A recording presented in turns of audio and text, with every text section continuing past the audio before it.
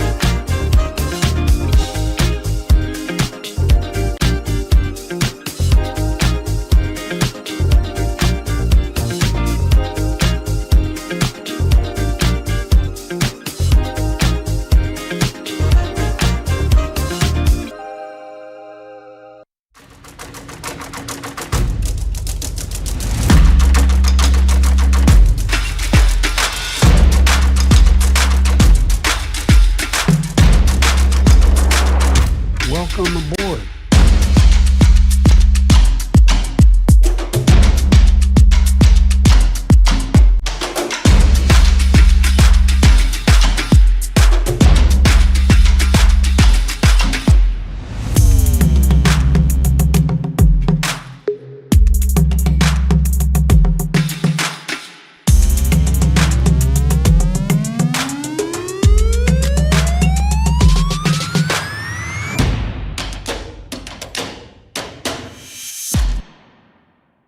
Please give it up for Axios New Orleans reporter, Chelsea Braisted.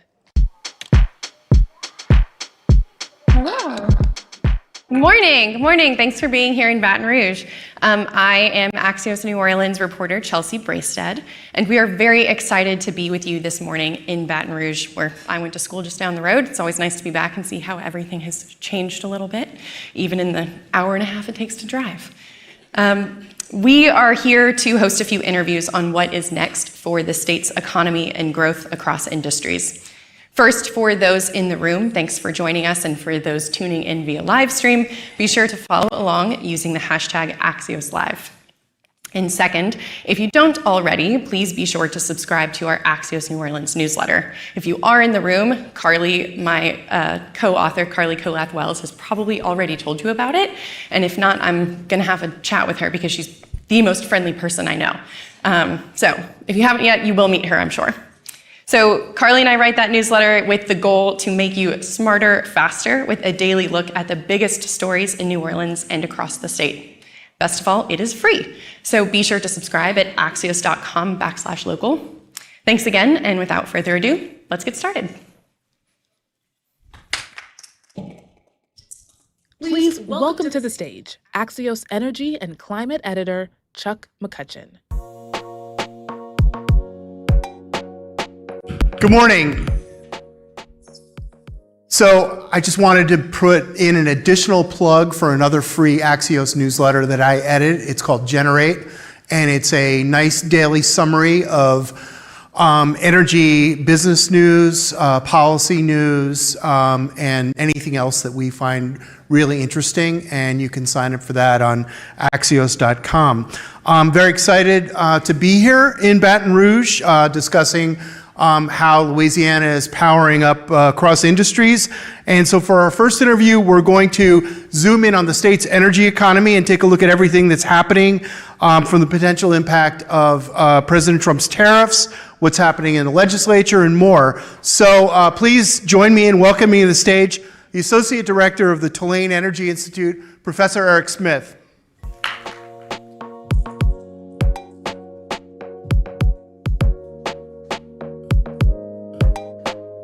Good to see you.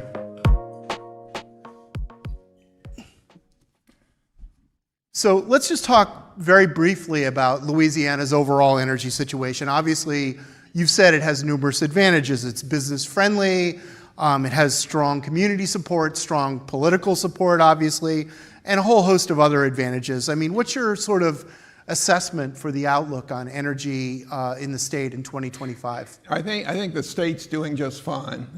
I wonder a little bit about some of our neighboring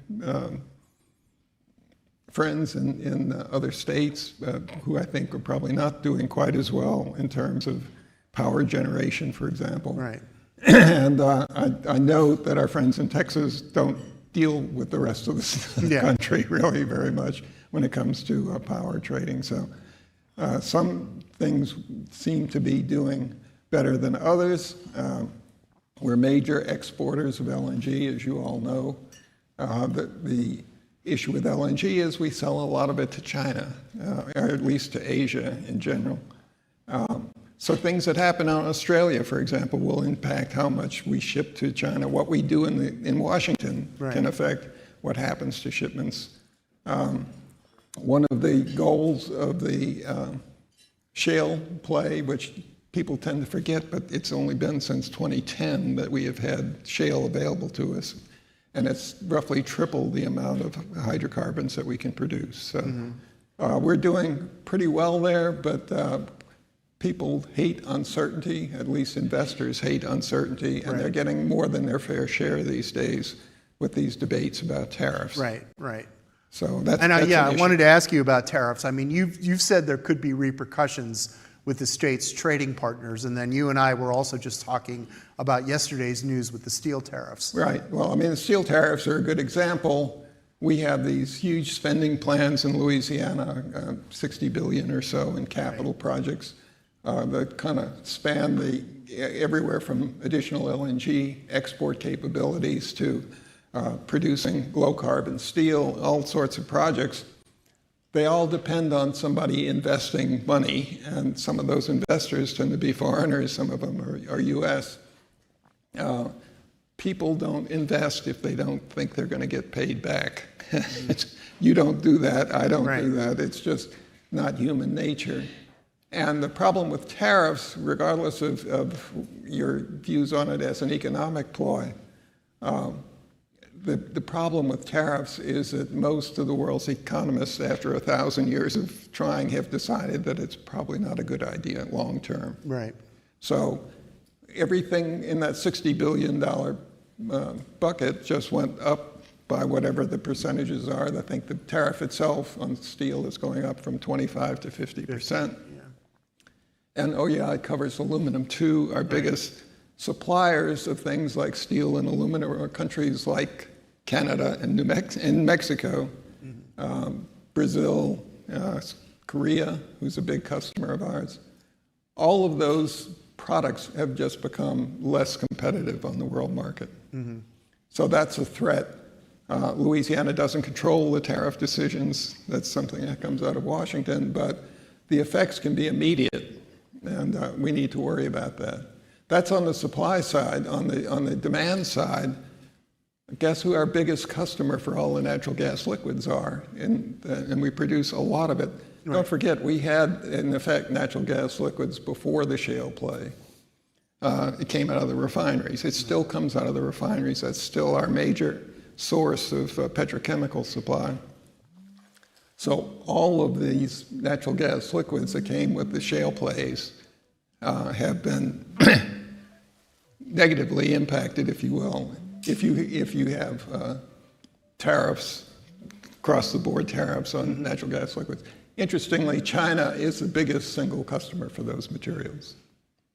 So again, we like to be able to ship these things to the tune of a couple of million barrels a day. Right. Around the world, and they're very much in demand for making cost-effective plastics primarily. Yeah. We're not going to be able to do that if we have licensing requirements that have never existed before, and if we have prohibitions on shipping them to China. Yeah, yeah. You were saying that the NGLs are one of the few things that China hasn't put a countervailing duty on. That's right. With all of these, I'll raise you 20% and see your 20% and raise it 50%. China has not done that because they simply have no other source of supply.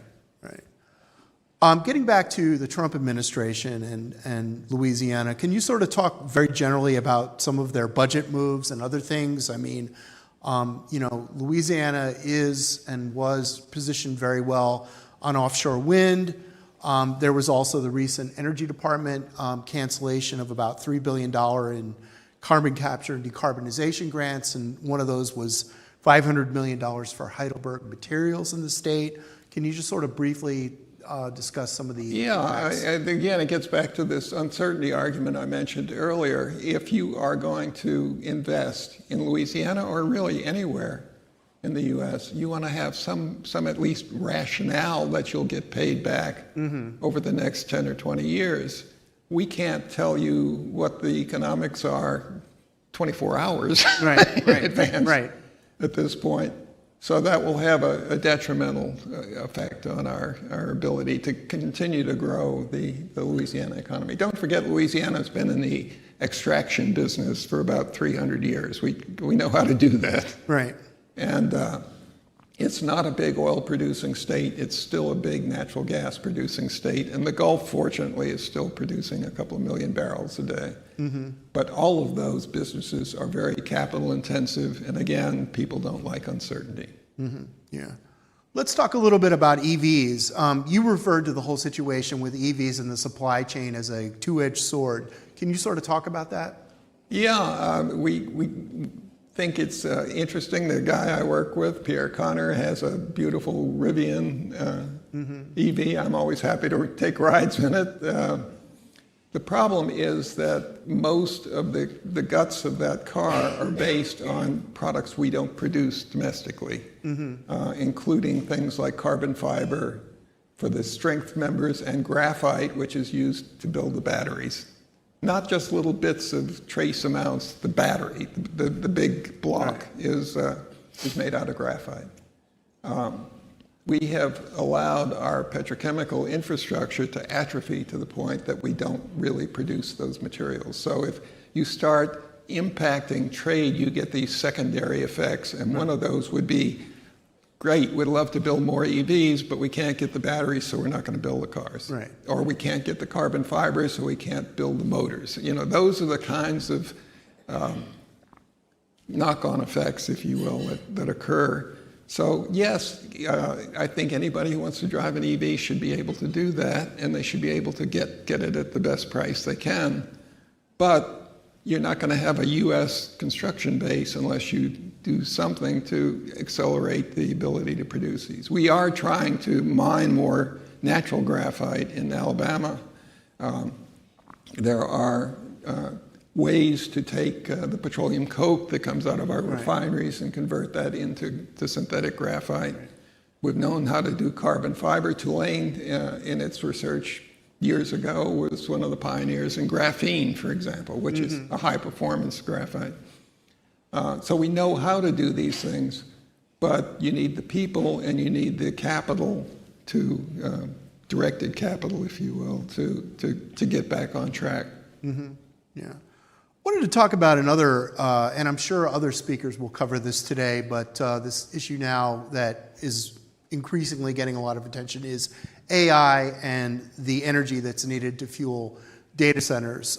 Meta has announced that huge project in Northeast Louisiana, and I'm just wondering if you could sort of give your general thoughts on that. Yeah, well, it's in Richland County, or parish, which is not rich, but the idea here is they want to build a facility. It's going to cost about $10 billion. It will equal, in terms of capacity, all of the existing data centers in Virginia, right, which is where all of them are right now. Right. So it's a really big deal. What you need is a source of inexpensive electricity. Louisiana is usually number 1 or 2 from the bottom in that list. So we have very competitive electricity available. Just the electricity is going to require 2 gigawatts, in the equivalent of 2 new baseload nuclear plants. Right. And you need land and you need water. Mm-hmm. Not so many people. It's not going to use a lot of people, but the people part of the equation will be dominant during the construction phase. Mm-hmm. So we need more electricians, we need more plumbers, we need lots of engineers to get these things built. That's a transferable skill set. And while we're at it, we've spent a lot of time politically talking about the deficit, if you will, in goods in our GDP calculations. We never talk about the surplus in services. All of our bankers, all of our educational institutions, there's a big debate about foreign students coming into the country. That is a way for us to earn hard currency, and it works, but it precisely for that reason and for legitimate concerns about industrial espionage and stuff. There's been a kibosh, if you will, on bringing in or attracting those foreign students. There are plenty of schools in Europe those people can go to. Right. There are plenty of schools in Canada and Mexico, for that matter. And so we're in this business side of the academic institution, and we think we're making a contribution. We are attracting foreign capital and grants and all of the rest of it to the U.S., which helps our balance of payments, but nobody ever talks about the service side. Yeah, interesting. Just a couple more points. Could you just very briefly discuss, we're in the last throes of the Louisiana legislature, what's been going on energy-wise? You've mentioned some of the local concerns that have been expressed about CCS and other things. Yeah, well, CCS is carbon capture and sequestration. Yeah. And what this is suffering from right now is it was a big part of the IRA. Right. There's about, $3.7 billion, I think, that has been removed from the budget on projects that were already approved. That is a no-no if you're trying to build confidence in long-term economic benefits. The biggest issue for Louisiana is one of the core support things that you would see when the Secretary of LED gets up here. It will be the idea of carbon sequestration as a way to produce blue hydrogen. Right. Blue hydrogen just simply means I produce hydrogen like I've always produced it. Louisiana produces double-digit share of the U.S. supply today, but they produce it starting with methane, which is carbon and hydrogen. Mm-hmm. The idea of green hydrogen is to simply take water, which is hydrogen and oxygen, break it apart.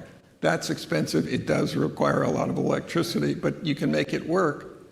What we have done historically is take methane and strip the hydrogen off and replace it with oxygen so that we have a lot of CO2 and a lot of hydrogen. Mm-hmm. We can't do that without CCS. So if you want to have a hydrogen hub in Louisiana, you want to switch over and decarbonize some of the industry, which the prior administration was big on. All of that is going to require blue hydrogen. In turn, that's going to require CCS. Mm-hmm. So make up your mind. Yeah. So do you think they'll be able to achieve any kind of consensus on this in any time left? I do think so. And you've seen the current administration here in the state has done a good job of trying to placate some of these complaints and get people realigned. But the other issue you have, besides simply funding the sequestration, and we are a state with primacy, one of 4 that can actually put the stuff in the deep saline aquifers. But I've got to get it from where it's being produced to where it's going to be sequestered. Right. And we know how to build pipelines. We got more pipelines per capita than any place on earth, right? So we know how to do that.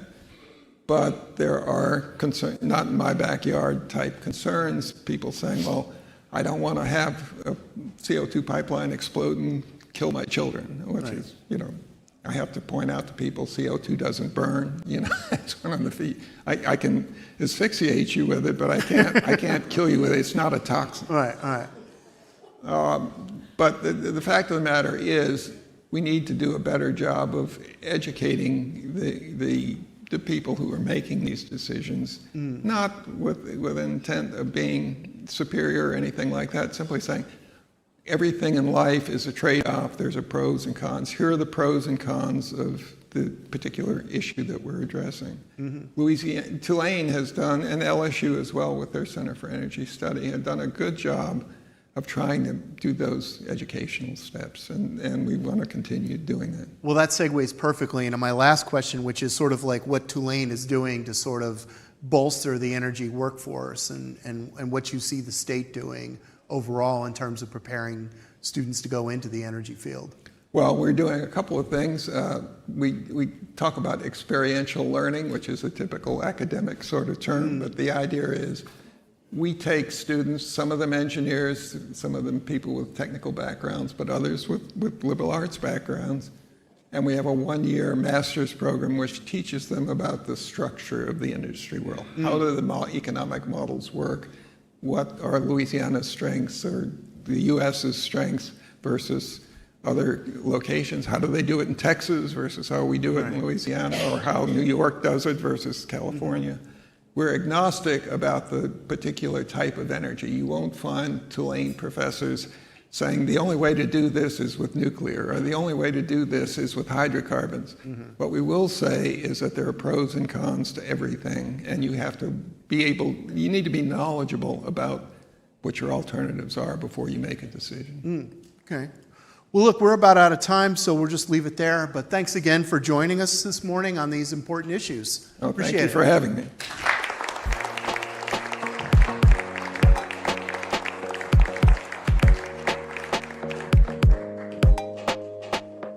Introducing our View from the Top moderator, Eugene Scott.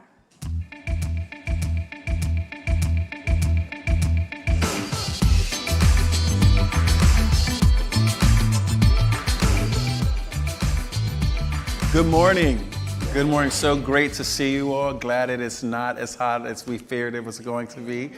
We want to keep things going with our View from the Top conversation. But first, we want to have give a big thanks, should I say, to Shell for making today's event possible. We've partnered with them in a few stops before Baton Rouge, I believe Santa Fe, and we're going to do some more in the near future that we're looking forward to. But right now, we want to get you the opportunity to hear from one of their senior leaders who's going to give you some ideas about what Shell is doing here in Louisiana. So first, I'm excited to welcome to the stage the Executive Vice President of Supply Chain, Contracting, and Procurement, Rick Talent.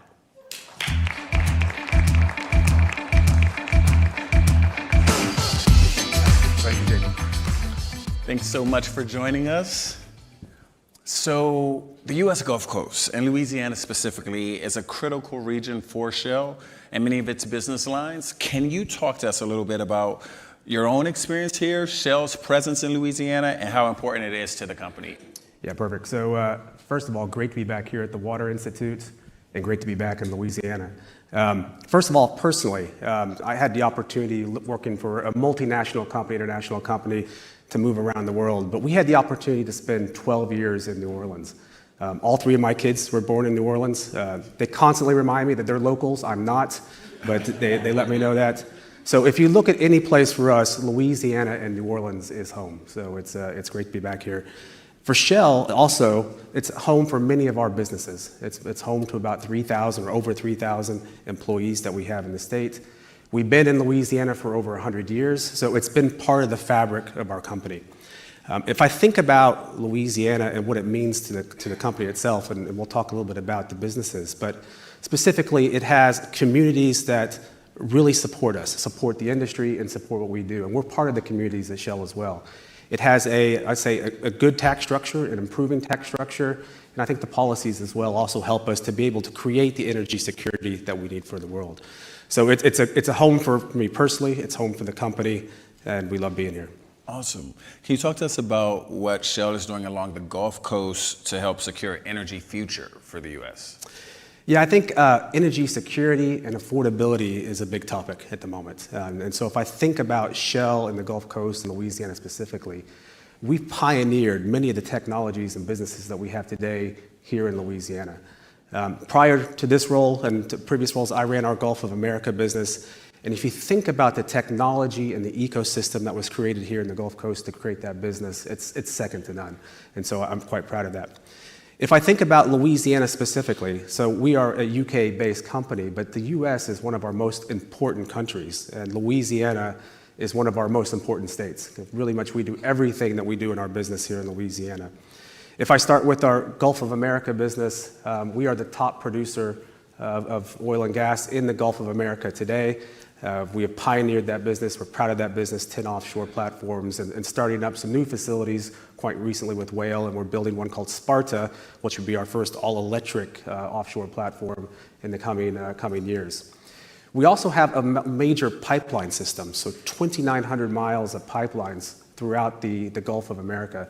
70% of every molecule that comes from the Gulf of America comes through a Shell pipeline, so just to give you the scale of what our pipeline business does. Onshore, closer to where we are here in Baton Rouge, we have our Geismar chemical plant. If you think about chemicals that go into soaps and makeups, think about plastics. It's one of our top chemical facilities in the world here in Louisiana, close to Baton Rouge.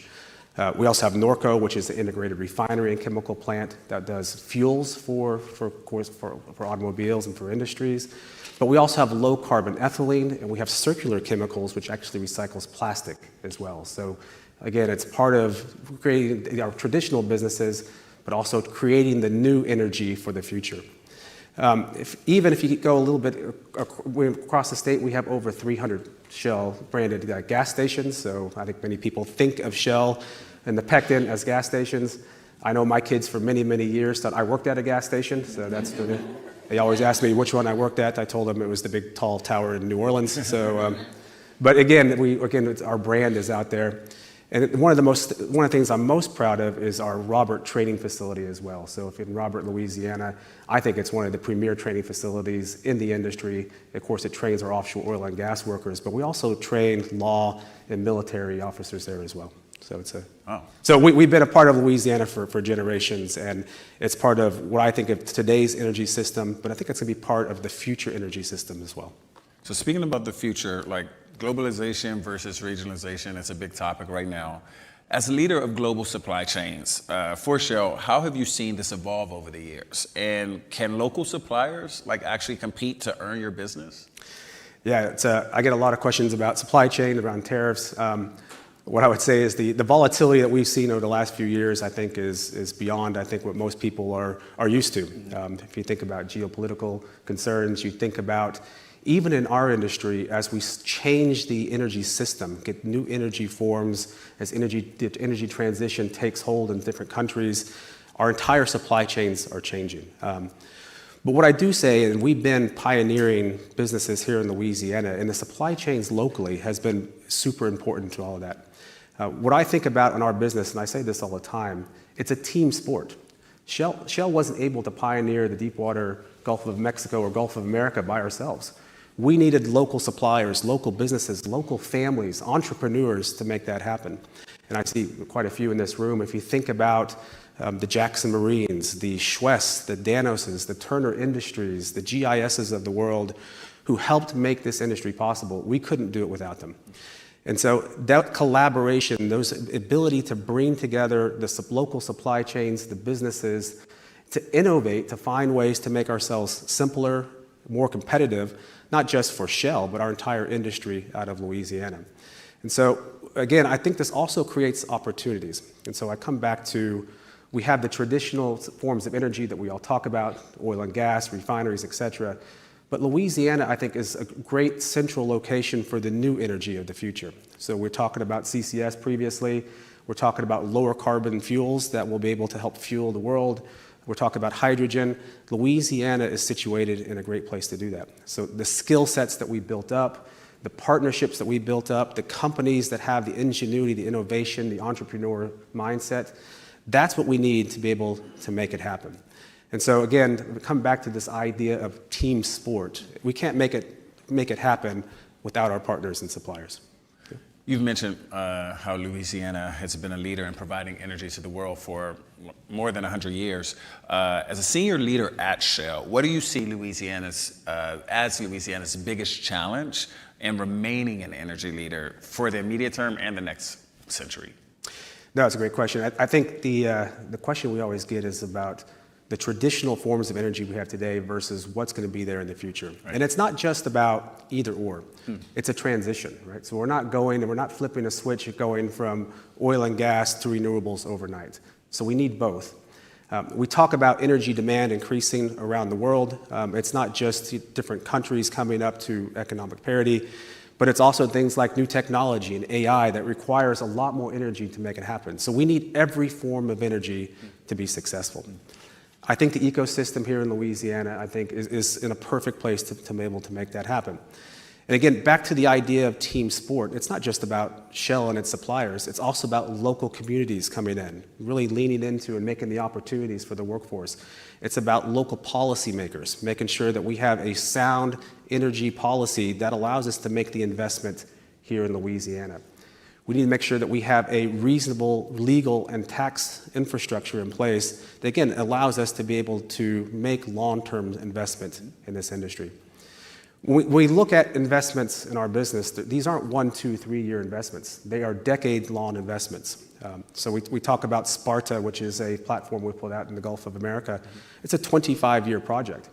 And so you need the rules to be clear when you make that investment. If the rules in the game, they're in the middle of the game, change, then you actually have a tough time making those investment choices. So you need that ecosystem, you need that clarity, you need that consistency to be able to make that happen. So maybe a few examples. Permitting. I think permitting, having sound, reasonable permitting that allows us to be able to go forward with these projects, that needs to be in place. We need a legal system and a tax system, again, that's reasonable for all, but it's also predictable for all. And so that's something that we also need. And again, we need those communities to be able to back us because we are going to be partners for the long term. And so when I come back to what is needed in Louisiana, and Louisiana has been good about this for many, many years, but we need consistency, we need clarity, we need to make sure that we're all in this together to create the energy security and affordability that we need in Louisiana and for the entire country. Awesome. I believe Jazz Fest just wrapped up in New Orleans a few weeks ago, and I believe it marked the 20th year at Shell being a presenting sponsor. That's correct, yeah. Could you tell us a little bit about why Jazz Fest, this festival, is so important to Shell, so important to you personally and to the state of Louisiana? Yeah, I mean, Jazz Fest is a celebration of all things New Orleans. Huh? If you think about music, food, camaraderie, I mean, everything that embodies the culture of Louisiana and New Orleans is in Jazz Fest. Shell, after Hurricane Katrina, we made a commitment to stay in New Orleans, to stay in the city. We're continuing to stay there. We're building a new building near the riverfront today. But we also help sponsor and be the presenting sponsor of Jazz Fest to make sure they continue to be that embodiment, that cultural icon of the city. And it really represents everything that's good about New Orleans, around Louisiana. It's the people, it's the music, it's the food, it's the culture. It's bringing people together and bringing that spirit together. And that's really what Jazz Fest is all about. It's also near and dear into my heart. Actually, my anniversary every year for my wife is at Jazz Fest. We didn't pick that date for Jazz Fest originally, but we now celebrate it, our anniversary at Jazz Fest every year. So it's a great, great event. And Shell's a proud sponsor and continue to be a proud sponsor of that one as well. Awesome. Well, we're so glad that you all were a sponsor of Axios and that you're here with us this morning. And we hope to remain in touch and hear more what you have to say at other events in the future. Yeah, thank you very much. Awesome. Thanks for having us. Thanks. Yeah.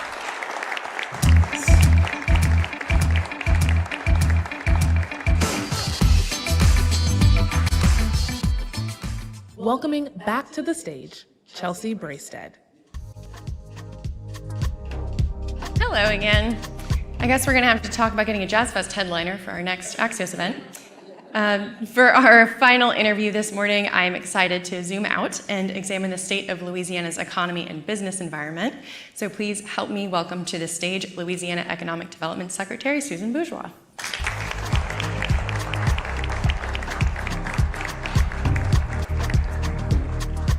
Welcome. Come on. Thanks, Chelsea. Thank you. No Jazz Fest headliner, but we'll be pretty fun. Can I we think. talk about Jazz Fest for a while more? Sure. Let's do it. Did you? What was your show? What'd you see? I hate to see it, but I didn't go this year. There are just a number of You things. brought this up. You know, I'm one of those New Orleanians. Any of you from there might know this. You're either one of those people who did it your entire life and now you don't do it anymore, or you did it your entire life and therefore you keep doing it your entire life. So you can guess which category I'm in. You're the too many people go, so I don't go anymore. Yes. I will date myself and then I'll stop about this. I'm so old that I saw Run DMC front stage at the Jazz Fest when there were like 6,000 people there. So, And- yeah. You've gotten the street cred back. That's right. I mean, Run Great. DMC. So, Secretary, sorry, vibe shift, but a few months ago, when you'd been in this role for about a year, your team put together a document outlining a strategic plan. It's basically a SWOT analysis for the state business, strengths, weaknesses, opportunities, threats. 40 or so pages, so just instead of rehearsing or bringing all 40 of those pages up, what is the single biggest strength that you see for Louisiana business? You know, gosh, to say the single biggest strength is actually that we don't just have one. We have a few that we lump together in that single.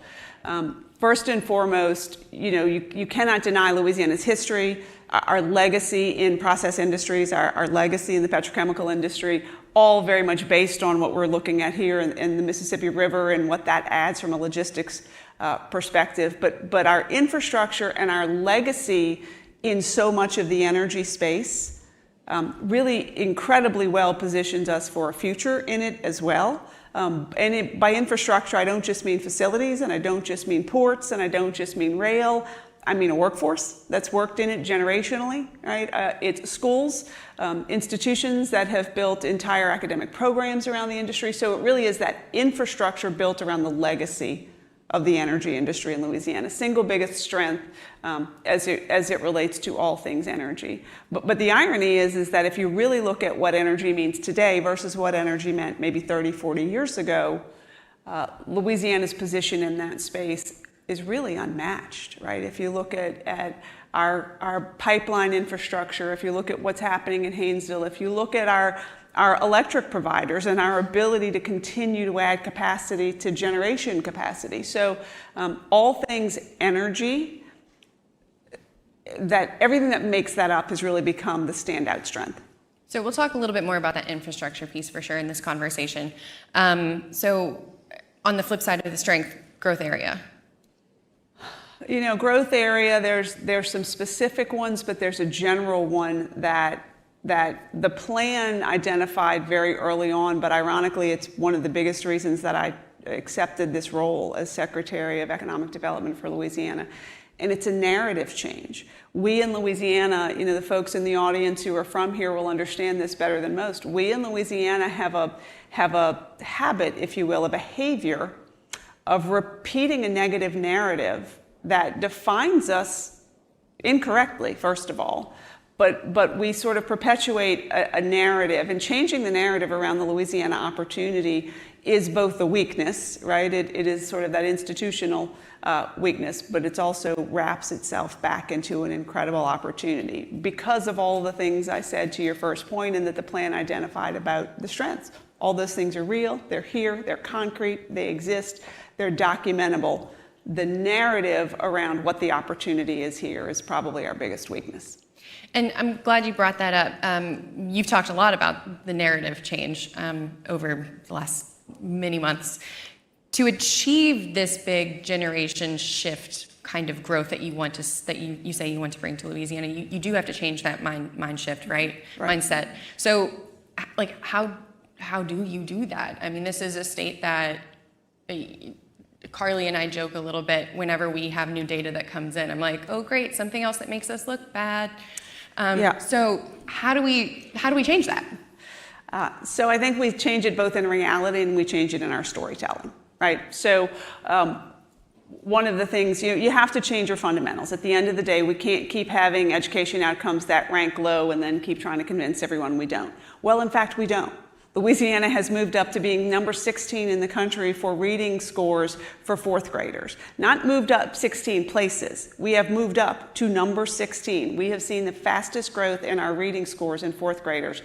That is a story. There's both meat to it and there's a story to tell there, right? So we have to move two things simultaneously. We have to move the fundamentals and we have to tell the story of the fundamentals, right? We had a tax session in November where in 2 weeks' time we moved the Louisiana tax code further than we have in 40 years.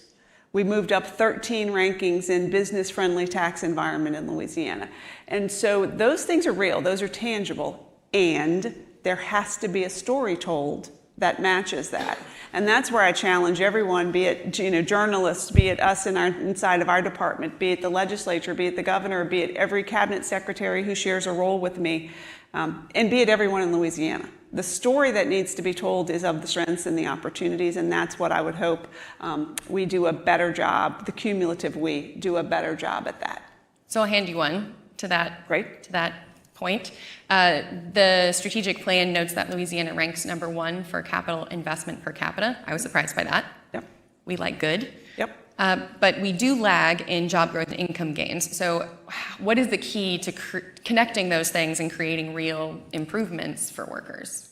So a lot of it is what we incentivize and what we focus on both at the department and also in our public policy. As we speak, the legislature I think we have 7 or 8 more days left of this session where we're creating an incentive that's based around wage growth and not around job count, right? Historically, the value of projects and wins has been weighed and measured on the number of jobs, but really incentivizing wage growth to make sure that every Louisianian has the opportunity for proud and growing wages. And so some of it's public policy around incentivizing that.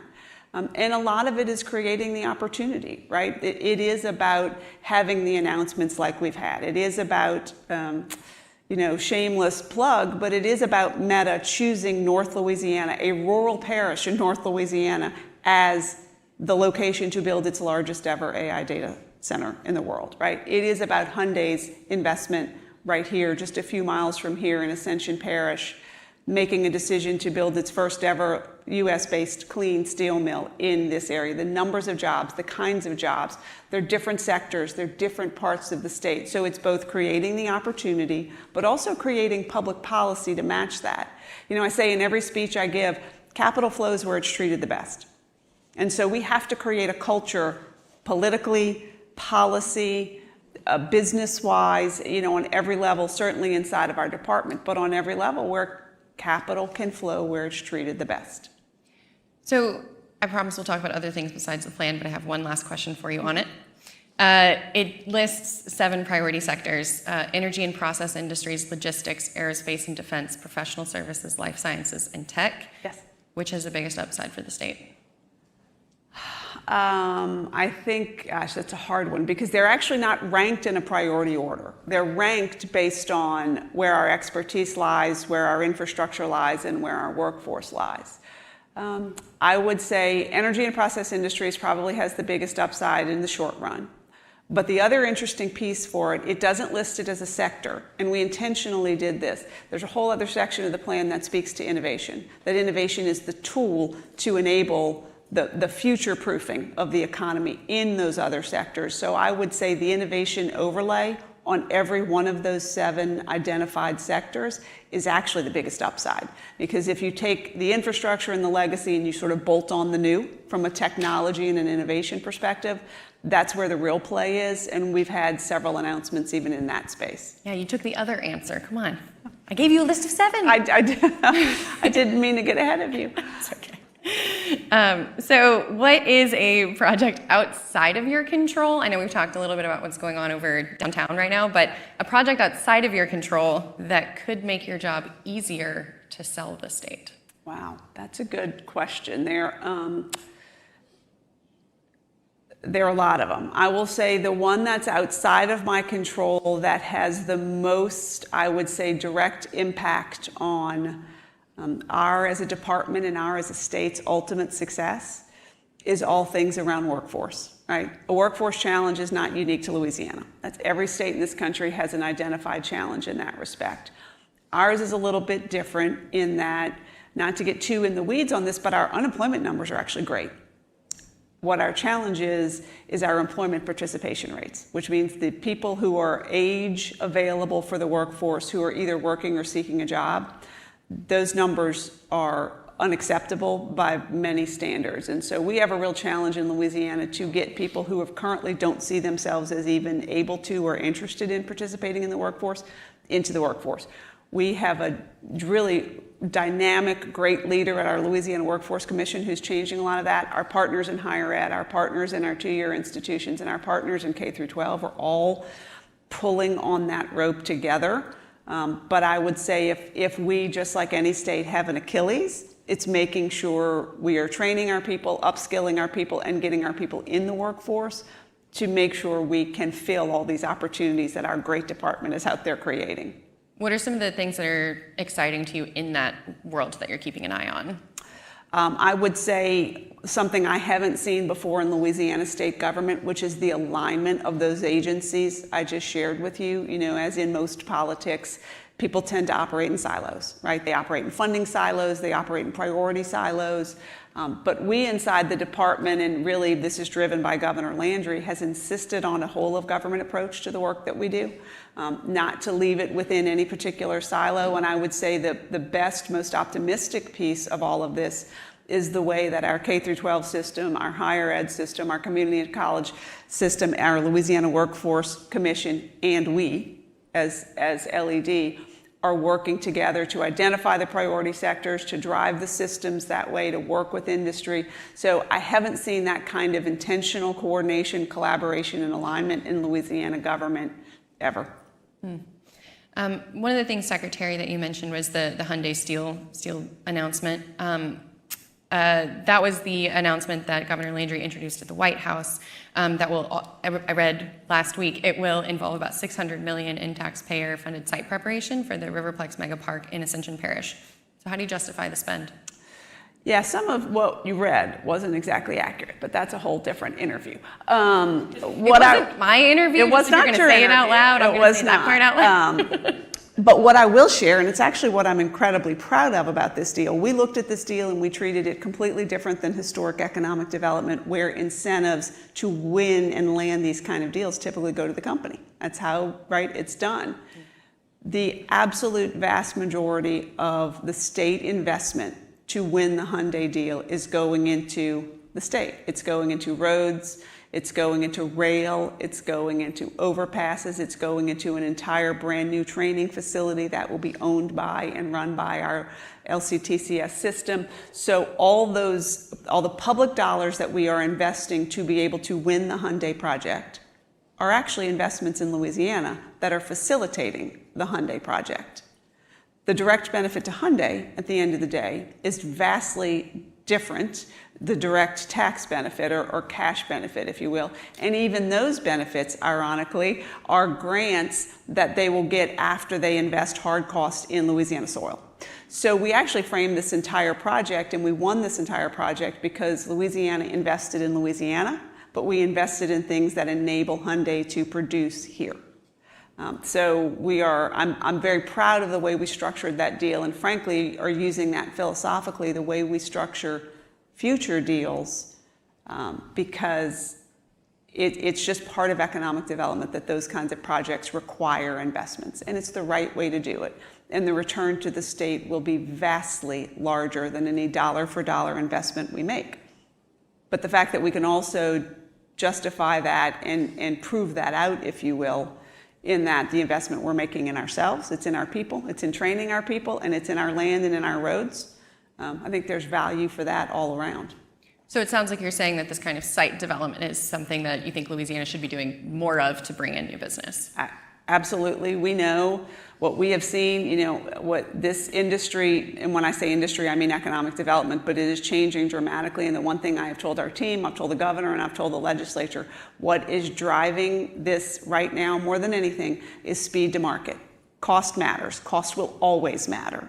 Speed to market is as important as cost right now to people. And so Louisiana in the past has not done a good job of getting ahead of that, right? Investing in sites, investing in infrastructure that leads to the sites, getting a place ready to turn projects around.